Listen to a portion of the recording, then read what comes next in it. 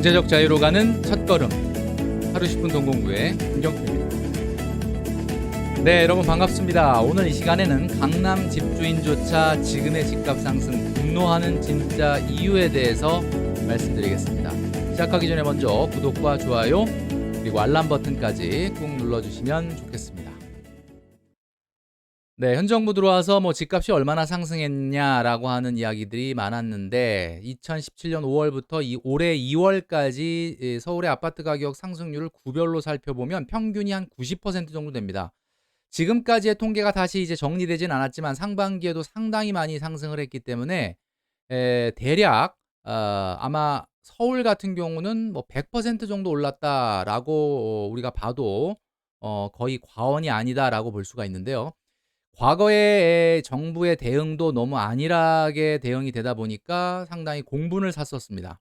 정부가 발표하면 오히려 그 전 정부였던 박근혜 정부 때 오히려 집값이 더 많이 올랐다. 이런 이야기, 엉뚱한 이야기를 하질 않나. 집값이 11%밖에 안 올랐다라고 하는 이야기를 함으로써 많은 사람들에게 지탄을 받았는데요. 지금의 집값 폭등의 주요 원인이 무엇인가 살펴보자면 두 가지를 들 수가 있습니다. 자, 첫 번째는 경제 상황이죠. 아무래도 지금과 같은 저성장과 저금리의 상황이 고착화되면서 돈이 안전자산으로 쏠리는 현상이 발생을 한 겁니다. 안전자산이라는 것은 우리가 흔히 얘기할 때 당장은 수익률이 떨어지더라도 오랜 기간 동안 변동성이 없는 자산에 돈이 몰리는 거죠. 자, 이런 현상들 때문에 집값이 올라가게 된 주요 원인이 있습니다. 그런데 이것뿐만이 아니라 현 정부의 정책 실패가 주요 원인이라고 보여진다라는 거죠. 정책 실패라는 것은 시장의 심리를 제대로 파악하지 못하고 오히려 규제 일변도의 정책을 쏟아냄으로써 잠재 수요를 폭발시킨 데 그 원인이 있다라는 거예요.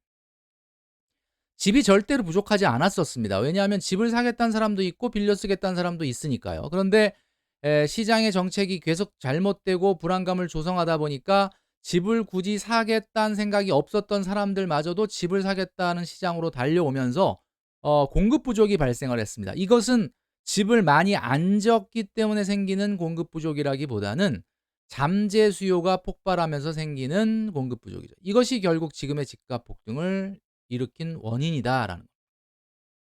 자, 현 정부가 대응을 할 때 부동산 정책을 거시적으로 장기적으로 한 것이 아니라 계속해서 땜질하듯이 정책을 냈고 그 정책이 무려 26, 7번 정도까지 지속이 됐습니다.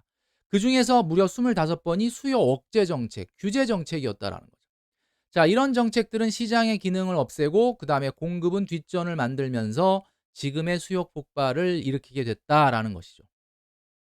자, 오늘 제목처럼 그러면 집이 없었던 사람은 상대적인 박탈감이 당연히 극에 달하는데 집을 갖고 있는 사람은 좋은 거 아니냐. 특히 서울에 집을 갖고 있는 사람들은 너무 좋은 거 아니냐. 그리고 또 서울에 중에서도 또 강남에 집을 갖고 있으면 아주 그냥 너무 좋은 거 아니냐. 이런 이야기들을 많이 하시는데 물론 집이 없는 거보단 훨씬 집이 있는 경우가 이런 상황에서는 당연히 긍정적이겠지만 마냥 집값 올라가는 것이 반갑지만은 않다라는 거죠. 과연 그게 사실일까? 저의 이야기를 아마 좀 드리면서 말씀드리려고 합니다. 저는 2005년 5월에 강남 지역에 집을 샀습니다. 제가 돈이 많이 있어서 산 게 아니라 말 그대로 당시에 그 원조 영끌이라고 볼 수 있죠. 담보대출로도 부족하고 신용대출로도 부족해서 부모님한테 돈을 살짝 좀 빌려서까지 무리한 어떻게 보면은 대출을 받아서 집을 샀습니다. 당시에는 제가 솔직히 말씀을 드리면 아이가 이제 초등학교 입학하던 시기였기 때문에 이제 집을 이제 1가구 1주택이지만 어쨌든 좀 무리하더라도 '여길 들어가야 되겠다.' 생각을 하고 이제 집을 샀는데 당연히 처음에 2005년 5월 이후에 노무현 정부 때였어요. 그때 당시도 규제 정책이 굉장히 심했던 때인데 집값이 많이 상승을 했습니다. 2007 년까지. 자, 그러면 이때는 솔직히 말하면 기분이 나쁘진 않았어요. 좋았어요. 당연히 무리해서 집을 샀기 때문에 집값이 안 올라주는 것보다는 올라주는 것이 훨씬 더 기분이 좋겠죠. 자, 그런데 현 정부 들어와서 올라간 이 상승은 달갑지가 않다. 오히려 달갑지 않은 정도가 아니라 오히려 분노를 일으킨다. 자, 이 말을 듣는 많은 분들은 '에이 정말 그럴까? 그래도 집값 올라가는 게 낫지 안 올라가는 게 낫나?'라고 이야기하시는 분이 많다라는 거죠. 자, 제가 2005 년도에 집을 사고 이 당시에 집값 많이 올라갈 때 제 주변에 같은 지역에 사시는 분들 중에 뭐 저보단 나이가 한참 위에 연배 있으신 분인데 "아 집값 올라가는 거 아무 소용없다. 반갑지 않다." 이런 이야기를 제가 들은 적이 있었습니다. 근데 저는 솔직히 좀 이해가 안 갔어요 그때. '아니 그래도 뭐 집값 올라가는 게 낫지 않나?' 이런 생각을 했는데 이제 와서 생각해 보니까 그게 무슨 이야기인지 알겠다라는 거죠. 자, 현 정부 그리고 노무현 정부 때 집값이 많이 상승했고 이명박 정부나 박근혜 정부 때는 집값이 인제 많이 상승을 안 했는데 제가 이제 2005년 5 월에 집을 사게 된 지역이 바로 여기입니다. 당시에 7억 원, 33평 아파트가 7억 원이었는데 당시 제가 3억 5천 밖에 없었어요. 3억 5천 밖에 없으니까 당연히 당시로는 엄청난 대출을 받아서 산 거죠. 자, 현재 장 가격이 얼마냐? 2017년 5월 15월 그러니까 문재인 정부 들어서던 그 시기에 12억 억이었습니다. 자, 이 당시에 서울의 다른 지역 아니 경기도 지역의 아파트 33 평은 얼마 정도였느냐 제가 한번 확인해 보니까 경기도 부천 상동 아파트가 당시에 4억 원이었습니다. 자, 그러면 가격 차이는 약 3배 정도 나죠. 그러니까 이 집을 팔면 부천의 상동 아파트 한 3채 정도 살 수 있는 정도의 상대 가치였다라는 거죠. 자, 그리고 나서 지금 현재 4년 6 개월이 지났습니다. 가격이 24억 으로 올랐어요. 많은 분들이 굉장히 주변에서 이야기합니다. "아 좋겠다. 집값 올라서." 자, 그런데 부천의 상동 아파트는 얼마가 됐느냐라고 보니까 8억 원입니다. 정확하게 100%씩 올랐죠. 꼭 맞추려고 한 건 아닌데 정확하게 지금 8월 시점으로 두 곳이 다 100%씩 올랐어요. 상대 가치는 전혀 변화가 없으니까 부가 늘어난 것은 전혀 없는 겁니다. 자, 그런데 제가 16 년간 뭐 영끌을 해서 샀으니까 뭐 당연히 비용이 많이 들었겠죠. 은행 이자가 지난 16 년간 1억 8,600만 원 정도가 들어갔습니다. 왜 이렇게 이자가 많냐? 뭐 지금은 이자가 매우 낮은데 2007 년, 8 년, 9년 그 당시에는 대출 이자가 거의 6% 까지 갔었습니다. 여러분들 기억하시겠지만 굉장히 이자가 높았어요. 자, 그런 상황 거기에 이제 재산세와 종부세까지 한 5,600만 원 정도를 16 년간 부담을 했죠. 이 돈 다 뭐 세금으로 냈으니까 뭐 어딘가 쓰였겠죠. 뭐 이 이자도 어딘가에 인건비로 쓰였겠죠. 자, 이런 비용을 들여서 1 가구 1 주택임에도 불구하고 이런 비용을 들여서 이제 시간이 지나서 가격이 2배 올랐으니까 '아 좋겠구나.' 뭐 이렇게 이제 생각하시는 분들이 많이 있는 것 같은데 자, 이제 그러면 제가 이 집을 팔고 만약에 이제 대출이 쪼끔 줄어들어 있으니까 뭐 다 갚진 못했지만 쪼끔 '상급지로 좀 이사를 가고 싶다.' 1 가구 1 주택자들의 모든 바람은 그거 아니겠습니까? 본인이 살던 지역보다 쪼끔 상급지로 이사 간다든지 아니면 쪼끔 더 넓은 지역으로 집으로 이사 가는 게 뭐 누구나 이거는 뭐 잘못된 거 아니지 않습니까? 모든 사람들이 다 꿈꿀 수 있는 그 기본적인 행복 추구에 관련된 내용인데 지금 보면 현 정부는 장기 보유 특별공제를 손보면서 1 가구 1 주택자에 대해서도 양도소득세를 실질적으로는 올려 버렸어요. 물론 뭐 양도 차익 자체가 뭐 5억 미만이다 그러면 줄어드는 경우도 또 있다라고는 하는데 실제로 지금의 상황에서 서울 수도권에서 10년 이상 보유한 사람 중에 양도 차익이 5억 미만인 집이 얼마나 되겠느냐. 이걸 감안해 본다면 1 가구 1 주택임에도 불구하고 이사를 갈 수 없는 상황. 왜냐하면 양도소득세를 많이 내고 또다시 집을 살 때 취득세를 또 내야 되지 않습니까? 그러니까는 이사를 안 가는 거죠. 지금 현재에 이렇게 매물이 잠기는 현상 중에 하나가 바로 이것 때문이다라는 이야기입니다. 자, 45 평으로 제가 옮기려고 해도요. 2017년 5월 달에는 15억 6 천이었어요. 그러니까 저희 단지에 45 평. 좀 큰 집으로 좀 이사 가 보자.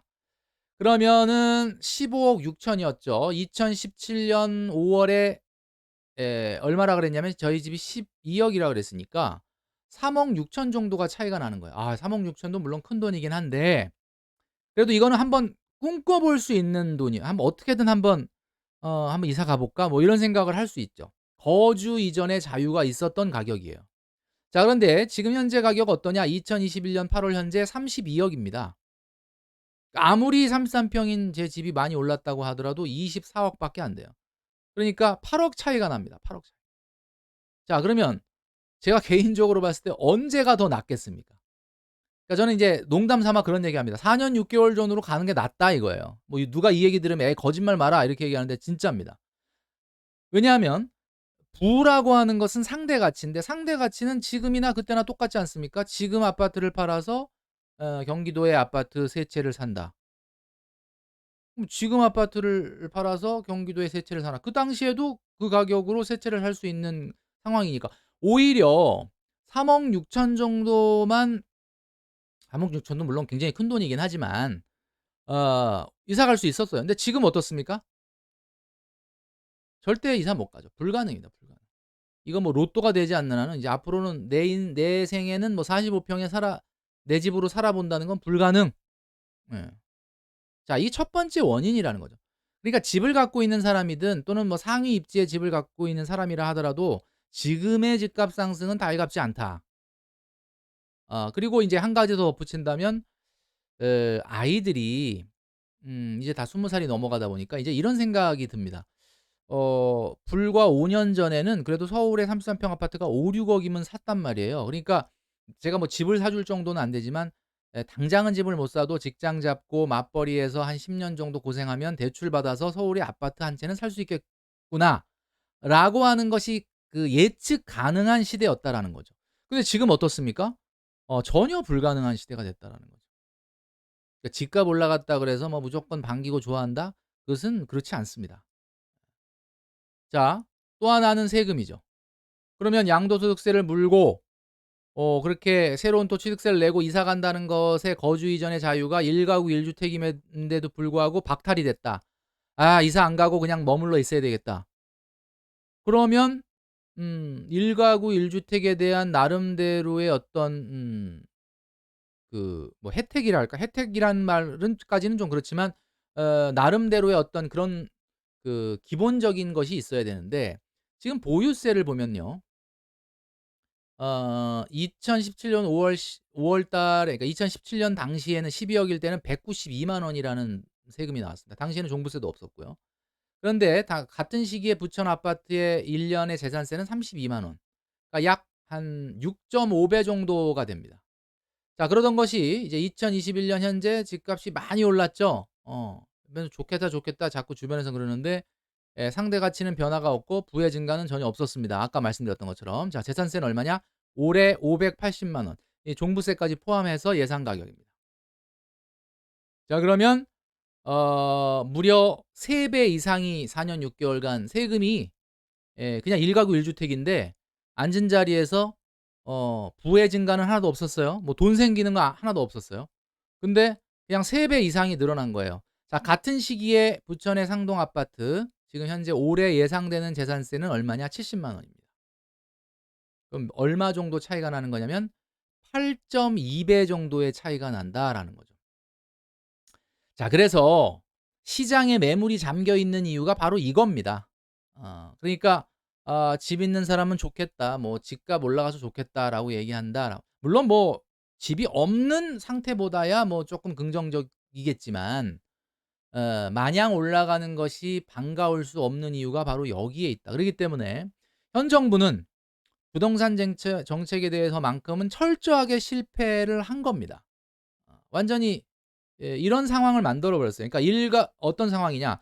집 없는 사람한테는 집을 못 사도록 해서 상대적 박탈감을 만들었고 집 있는 사람들은 1 주택임에 불구하고 마음대로 이사를 못 가도록 만들었고 그리고 세금도 세금으로 상당히 좀 '이 세금이 괴롭다.'라고 느끼는 분들이 뭐 '괴롭지 않다.'라고 느끼는 분들은 물론 있겠지만 '괴롭다.'라고 하는 거를 느끼는 분들이 많거든요. 뭐 저부터도 그렇습니다. 뭐 저부터도 1 년에 거의 600만 원이라고 하는 세금을 따로 낸다고 한번 생각해 보시면 이게 무슨 뭐 대대로 무슨 재벌집 갑부의 아들로 어 태어나서 뭐 부를 상속받고 그런 게 아니지 않습니까? 그러니까 기본적으로 괴롭다. 그러니까 현 정부는 강남의 상급지 아파트를 떨어뜨려서 '집값의 갭을 좀 줄여라.'라고 어떻게 보면은 하는 어떤 정책 의도가 있었는데 실제로는 강남을 떨어뜨려서 좁힌 것이 아니라 밑에 중산층 또는 뭐 서민층이 살아야 될 집값을 올림으로써 이 갭을 줄어들게 만든 효과를 발생시키게 된 것이죠. 그래서 정책은 앞으로 시장의 기능이 제대로 작동돼서 뭐 올라갈 집은 뭐 50억 억이 되든 100억 억이 되든 그거는 뭐 그럼 그들만의 세상이니까 가고, 실제로 어떻게 보면 음 일반적인 집값들이 좀 안정되는 그런 상황을 좀 빨리 만들어야 되지 않을까라는 생각을 할 수밖에 없는 그런 상황이다라는 이야기입니다. 오늘 말씀드린 내용을 정리하면서 저는 물러가도록